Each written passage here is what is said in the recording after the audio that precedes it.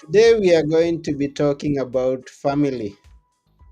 This is Now Tell Us. I'm your host, Anthony Moirore. Now, watch this. That's a family. One family. Just imagine. Yes, that's a beautiful setting. I love that. So, why not talk about growing a successful family? We've got a guest. As always, at Now Tell Us, we have guests come and tell us stories. They come and inspire us. They come and educate us on a subject that they are passionate about. Always, we are having a great time. And when I say always, today we are going to have a great time because we have a great guest with us. His name is Jim White. Before we go to meet him, I will remind you to please share this video or this audio, whatever it is that you're listening or watching us from, with all your friends so that they can join in this conversation. If you have a question, please ask it. If you have a comment, we love feedback. Don't hold it. Come join us as we go to talk about growing a successful family. And now, let's go and meet Jim. Here we go.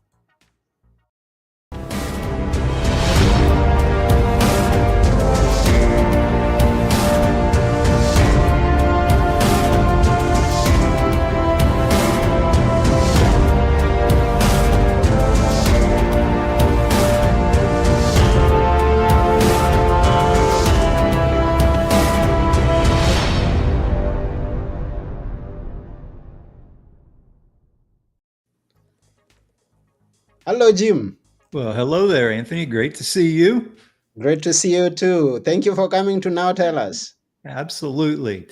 I have a quick comment to make on that picture you showed in the beginning. It's Oh, hard to here it believe is. that, yeah, that Yes. one that's actually missing. We have two new grandchildren since that was taken. Believe it or not, Wow. we're up to 13 grandchildren. Wow. So these are 11 grandchildren on this picture?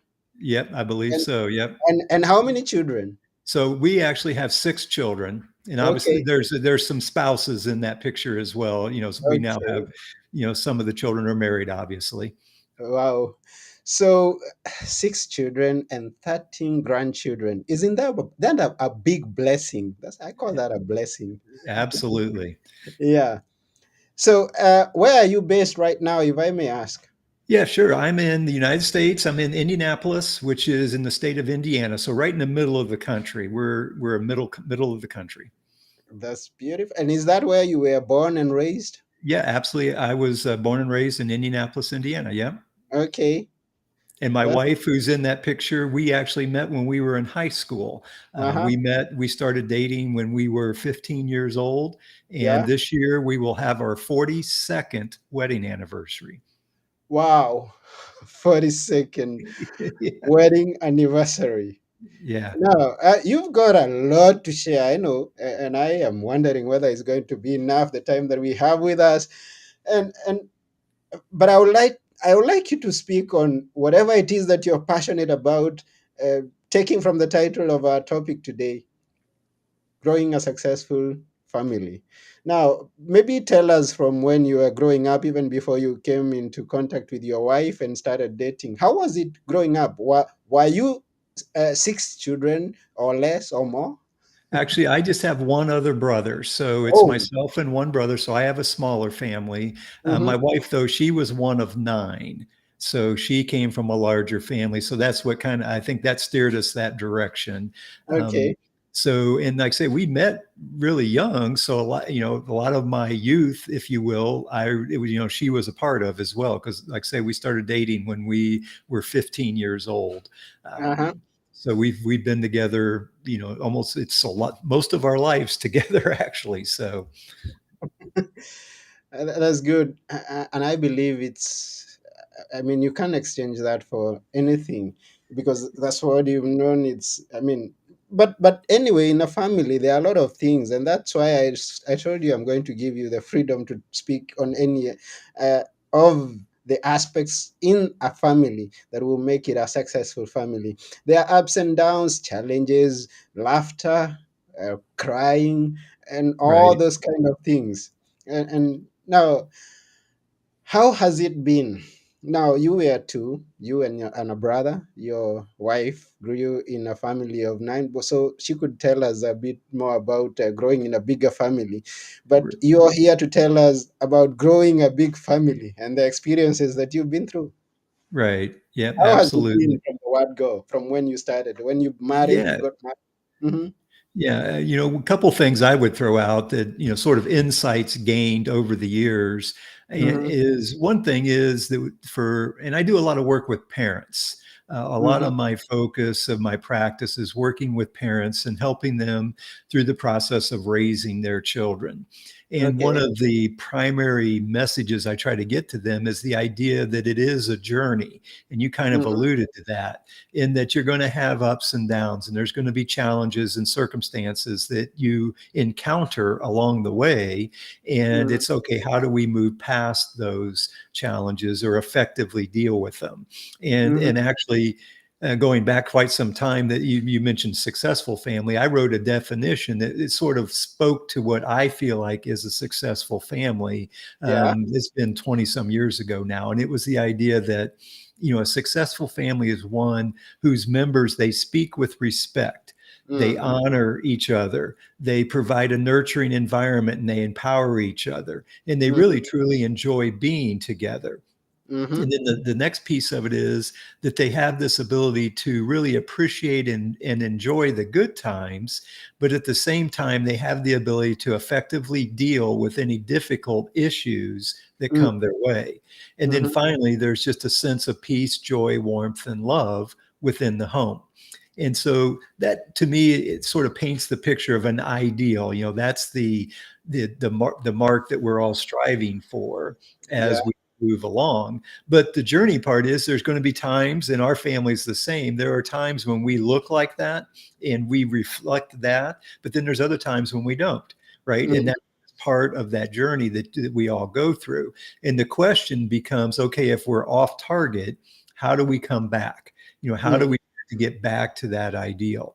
And that's a lot of the work that I do with parents, is around that process. How do we try to build a foundation to where we don't get knocked off track?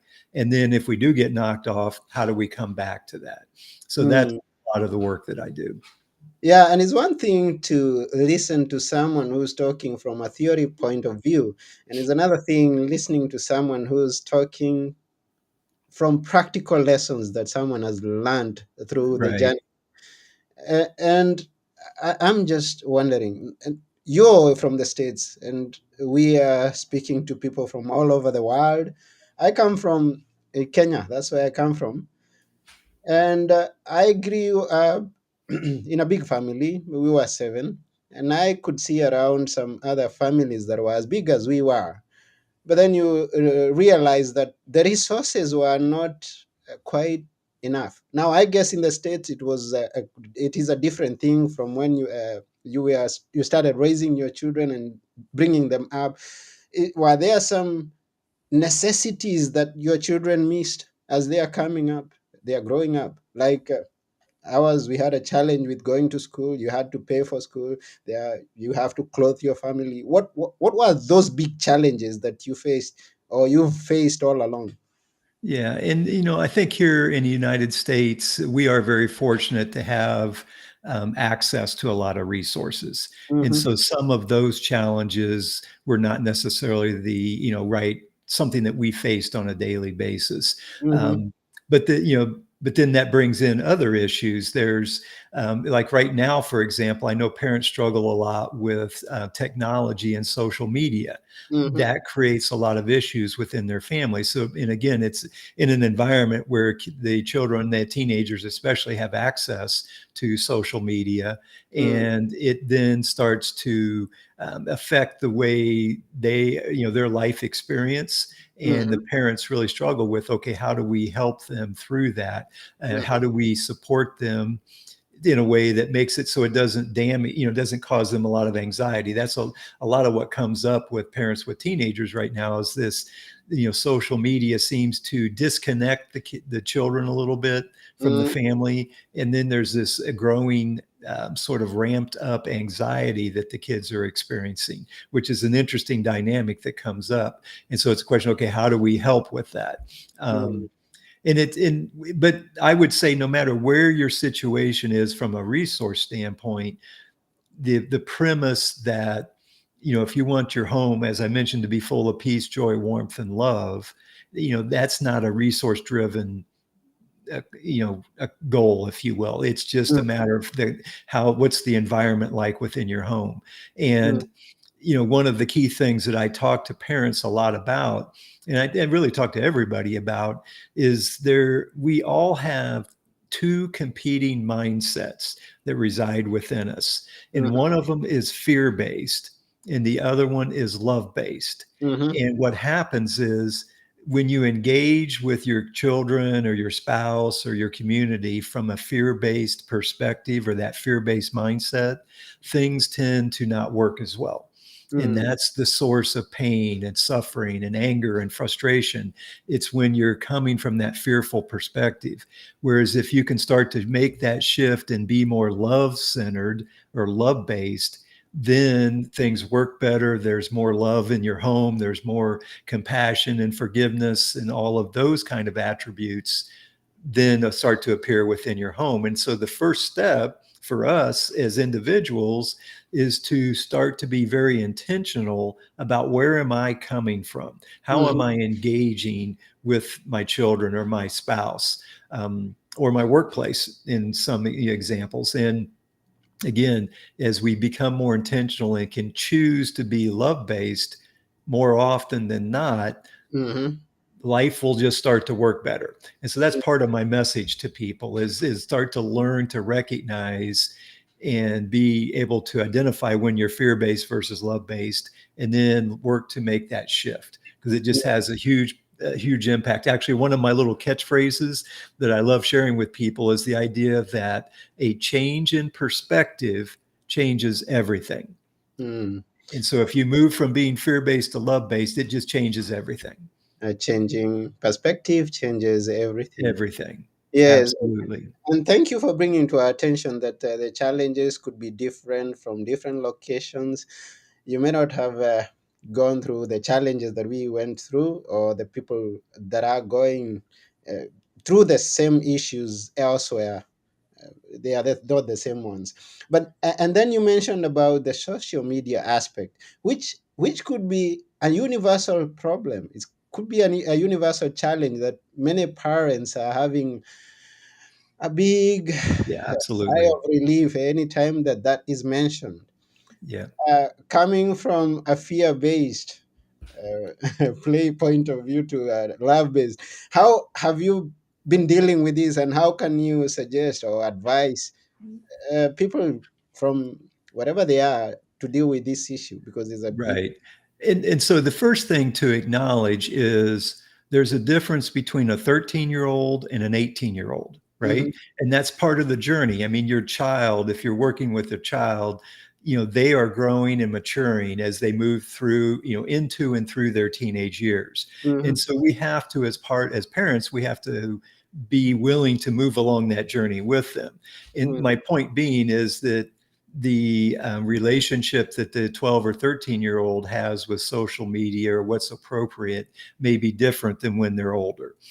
So that's just the first thing to recognize. And we have to, and to be quite honest, 5 years from now, this whole social media world may be completely different than it is now just mhm. because technology continues to evolve, right?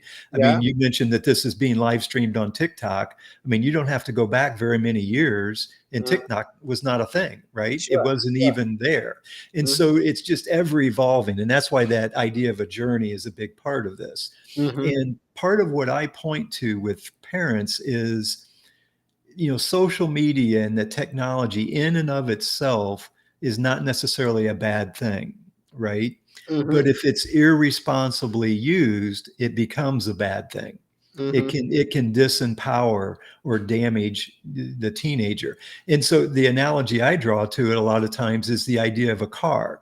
I mean, one of the big rites of passage for a teenager, at least here in the States, when they turn 16, they get their driver's license, right? mhm. And now they can go and drive a car. Yeah. Well, a car in and of itself is not a bad thing. In fact, it can be an awesome thing for the family when that teenager starts to drive. Mm-hmm. But that same car, if it's used irresponsibly, can be very, very dangerous, right? If True. they drink and drive, or if they, if they drive recklessly, I mean, it can be very dangerous. And so True. that's the first thing I would point out to parents, is that the technology and social media in and of itself, it's not that it's the bad thing. It's just, how do we have our children engage with it? And how do Mm, we, and then the other thing, and you mentioned fear-based, the fear-based approach, when you're fearful, a lot of parents then try to control everything that their child's doing, because mhm. they're afraid the child's going to make a bad decision, or they're afraid that the child's going to make a mistake. And so the parent steps in and tries to control everything. Yeah. They make all the decisions. Well, that turns into a huge conflict between the parent and the child, especially a teenager, because that teenager wants to have some autonomy, right? They're starting to want to be able to manage their own life. Mhm. And so that's the first natural conflict that starts to pop up. And the alternative, parents will say, well, if I can't just let them go, right? They don't know what to do as the alternative to trying to control everything. And so I like to introduce this idea of empowerment. What the parent can make the shift to trying to empower the child to make a responsible choice, as opposed to trying to control what the child does. Mhm. And it's a life lesson. You're giving that child skills that they'll use forever, right? So Mm, you have a 14-year-old that's on the phone too much. The control approach would be to go in, take the phone from them, and say, you can't have it after 9 o'clock in the evening, right? yeah. Yeah. And so the parent continues to do that. The alternative, the empowerment approach, is to empower the child and work with them to where they make a decision. You know what? I need to put my phone down at 9 o'clock because it's getting in my way. Mm, So it's they're doing it on their own. They're making the responsible choice. mhm. And if they can start to develop the ability to be thoughtful and to be able to make that responsible choice, again, that carries with them into their adult life. Whereas Mm, if the parent constantly controls everything, they turn into, they become 20 years old. Now they don't know how to do that for themselves at that mm. point. Yeah. Give us So some it's ideas in, on some tips and tricks on how to achieve that. well, and it's a shift. I mean, parents have to start to think in terms of, how do I empower the child? Yeah. And it's a longer term game. That's Mhm. the part that sometimes parents struggle with, is you're making you're trying to build a foundation. Think of it as foundational. Mhm. And it's, building that foundation takes time, and you're trying to develop their principles, values, and beliefs. And like, one of the questions that I love asking parents about, things that are going on in their life, and then I encourage them to talk to their kids about, is, that social media. The question is, how is it serving you right now? Or Mhm. is it empowering you, or is it disempowering you? Is it hurting you in some way? And Mm, to have the child start to think that, oh, it can be both. If I'm staying up all night and not getting proper sleep, that's an example of social media. Not, it's disempowering to the child then, or it's disempowering to me. mm, As opposed to, if it allows me to stay connected to my friends and know what's going on, that's an empowering scenario. And mhm. to start to be able to distinguish and recognize, again, it's that being able to distinguish what's responsible and what's not responsible, in terms of, how is it serving me? Is it helping me or serving me, or is it not? And if Mm, it's not, then I need to make a decision to do something different. And so it's having those kinds of conversations with the teenagers, for example, and engaging with them. And again, you can influence them and empower them, as opposed to trying to control what they do. mm, And it's a different mindset. To be honest, it's more love based, mhm. because, and another piece of this, and a lot of times parents, I have these, I'll challenge them. I say, here's some things you shouldn't do anymore. And like, one of them is, fix your teenager's problems. Mhm. And a lot of times parents want to run in and rescue or fix the problem. Well, one, it doesn't give, you're not giving that teenager the opportunity to learn how to solve their own problems. Mm-hmm. You're sort of robbing them of that. And interestingly, the underlying message when you do that is that you don't believe they can solve the problem, Mm-hmm. right? That's a Mm-hmm. disempowering belief, and it's a fearful belief. You're fearful that they can't do it. Mm-hmm. Whereas when you come from that love-based perspective, you see the potential and the strength in the child, and you believe in them. And you believe in them to the point that if they struggle, if they make a mistake and create some problems for themselves, you know that they have the ability to get through that. They Mm-hmm. have some resiliency, right? And Mm-hmm. and can work their way through that. And so, learning to take that approach can just have a huge impact on that teenager as they move through those teenage years. That's a Mm. long answer, but hopefully there's some insights in there. Is a good answer. And you mentioning that the social media issue or challenge, I know you've also encountered some other problems or challenges that the parents have been facing as they are trying to bring up a family, a successful family in this case. Could you mention a few that you've come across?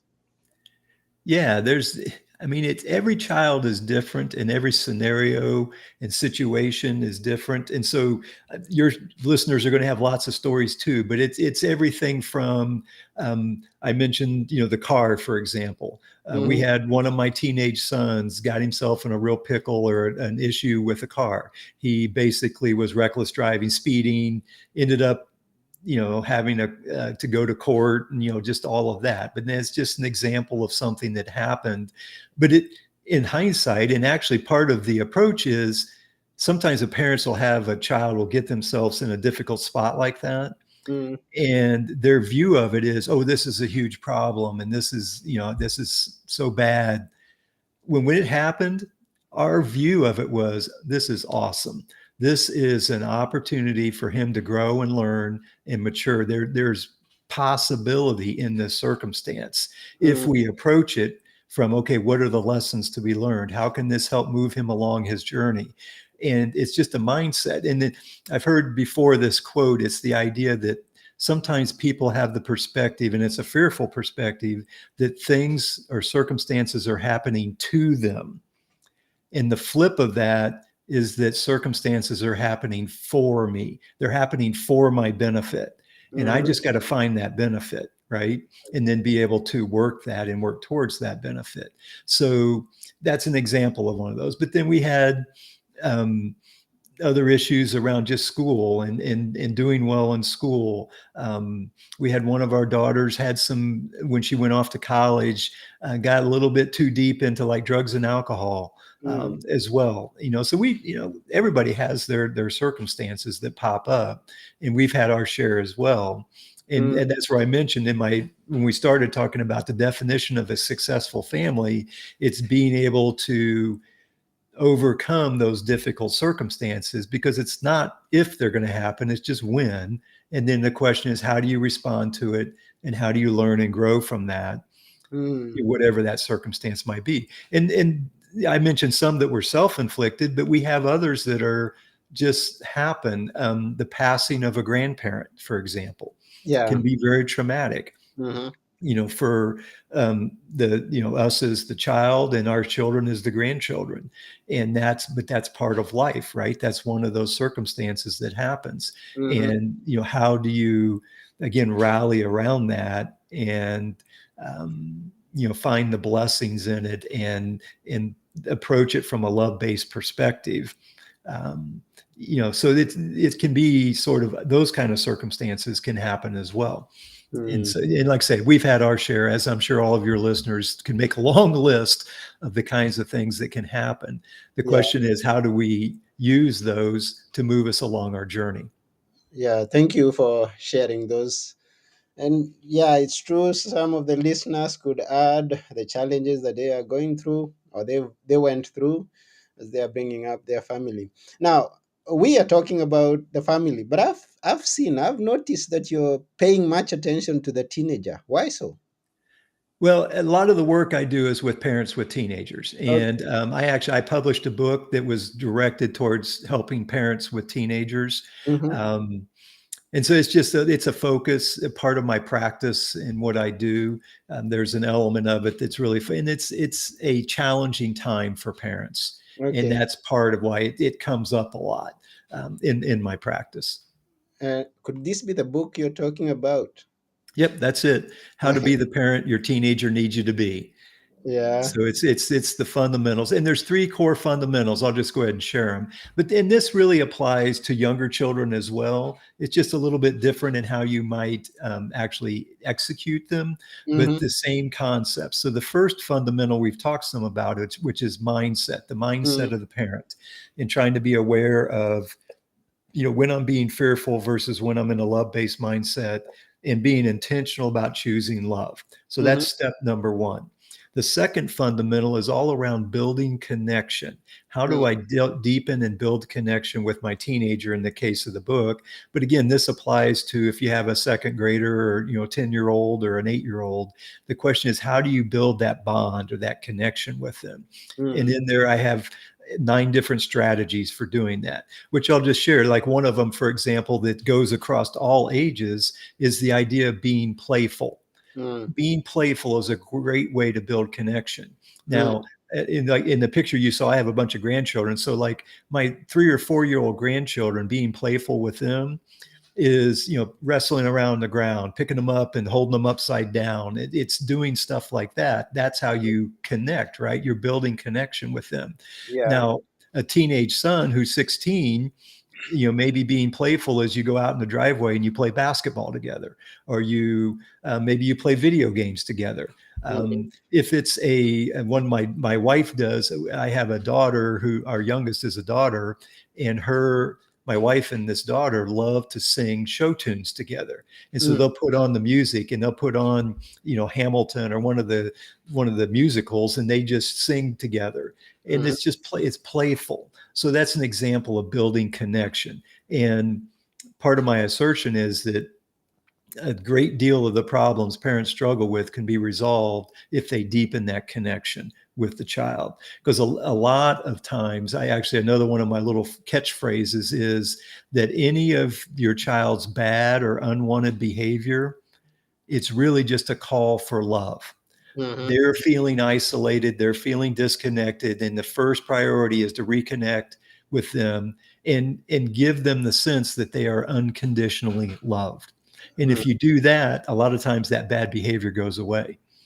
And if you think about it, they're calling out, they just don't know, especially little children. Mm-hmm. They're calling out and trying to get the parents' attention, saying, I need you, I need to be connected. They just don't know how to do it. And Mm-hmm. so it comes out as bad behavior a lot of Mm. times. And the teenagers, they'll do the same thing. Yeah. So anyway, that's the second fundamental. And then the third fundamental is to empower your children to be their absolute best. And it's Mm-hmm. all about making that shift to empowerment. And how do I, don't control everything that they do? How do I give them more and more responsibility and trust in them to make the right choice, to make the right decision? And again, I do a lot of work around teenagers, but it starts when they're little. You can Mm-hmm. do that. I mean, the classic example is, you have a 4 or 5 year old child. If when it's time for dinner, if you ask them if they want the blue cup or the red cup, you're turning over some control to them. You're Mm. giving them a choice and having them be thoughtful and say, okay, which, you're starting that process. And that's a simple question, but it's a way to help them start to engage and have them be thoughtful and have them take ownership in their decision and make a decision. And it takes practice. So that idea of empowerment, and how can I use my circumstances to empower my child to move forward, and again build those principles, values, and beliefs that are love based. And that's the other part we haven't really talked about, but part of the goal is to have the child take on those love based principles, values, and beliefs, so that that's the way they engage with the world, right? That's Yeah. ultimately where we want to get them to. Yeah. Wow. That's very good. Thank you very much for everything that you're shared with us in this episode. But we've got so much to cover, as I said, over this short time of uh, period of time that we have in this episode. But I'm curious, how is it working with families? I mean, is it only one on one? I mean, in person? Do you do it virtually? What are the programs like? Yeah. So thank you for asking. There's multiple approaches. One is the book. A lot of people buy the book and read it, and hopefully they get insights and are able to implement some Mhm, strategies from there. I do one-on-one coaching with people, and it's typically via Zoom kind of an approach, so they can be anywhere in the world. And we'll do one-on-one coaching. I also do workshops in settings like, for example, in about a month, I've got a parenting conference a local church is putting on that I will be doing some workshops at that conference. So mhm, I do speaking as well. And then the other piece, and I'm working on right now some online digital courses also. One of them that I'm putting together, it's going to be the primary, sort of like the flagship course, if you will. I'm calling it a 28-day parenting boot camp. And mhm, so the premise is to get some of these basic skills, teach them, and then have people go out and try to apply them over a month-long period. So it's like there's a course or a workshop, go try to apply some stuff, come back the week later, second workshop, go apply some more. And so it's like an online course at that point. So mhm. that's coming as well. It will be just another way that I can engage with people. Wow, that's beautiful. And how will people find out what's happening in your world? Yeah. So my practice is called the Family Enrichment Academy. So Mm, they can go familyenrichmentacademy.com and find out, connect with me, find out about what we're doing. I do post a lot of, much like what you do, regular content that's just available on YouTube or our blog as well. And so some people, that's the level of their engagement. It's the quote unquote free content, but they engage and hopefully are able to find some value in that. But yeah, they can go to familyenrichmentacademy.com and learn about what we're doing. okay, that's beautiful. So, everyone out there who's watching or listening, go to familyenrichmentacademy.com and connect with Jim, get the book, and get to see a few more photos. I guess I can see photos all over his wall where I'm looking. I guess they are also on the website, are they? Yeah, there's some there as well. Maybe. And So, I need to update. We're going to get some new pictures. We actually have everybody coming here in August. wow. We're going to get some new pictures with the new babies that aren't in the old one. So I, I guess that's a day that I mean, you're the king when yeah, everybody is around, and it's a beautiful one. I've experienced some of those occasions when the big family comes home during the holidays, and there's nothing that can beat that. yeah, Uh-huh. absolutely. And it's hard to get everybody together because our kids are a little scattered, but it's a blessing when we do. We get them all together. Yeah, It's a true joy. yeah. Keep on making those beautiful pictures. I mean, Absolutely. growing your family in a beautiful way that you pass a message out that yes, it's true, you can have a close knit family and a successful family where each family member respects one another despite any Absolutely. challenges that you may be going through. Yeah. Yeah, it's been quite an honor having you on our episode today, Jim. Yeah. Thank you very much. I really appreciate the opportunity to speak to your audience. Thank you. I appreciate it. Yes, we are almost coming to the end of this show, but before we go, we always appreciate if you would leave us with a few words that we should always remember. Which are they? Well, I mentioned a couple of them already. The first Yeah. one, and one of the main ones, is that a change in perspective changes everything. Mm. And for people to keep that in mind, and if you find yourself in a situation where you're frustrated or angry or disappointed, it's a question of, okay, how else can I look at this? That's the question. How else can I look at this? Or if I looked at it from a loving perspective, what would I see? And so that would be something I would leave. That's just so impactful as a way to help people move forward in a situation rather than getting stuck. Wow. Wow. I've got nothing to add on that. Those are beautiful words. And I believe that the person who's watching or listening has walked out with something valuable today from this episode. Thanks once again. Thank you. Yes, this has been Now Tell Us. I've been your host, Anthony Morore. And together with our guest, Jim White, we are saying, bring up a successful family. Yes, you can take it from Jim White and run with it. Bye for now. Bye. Goodbye.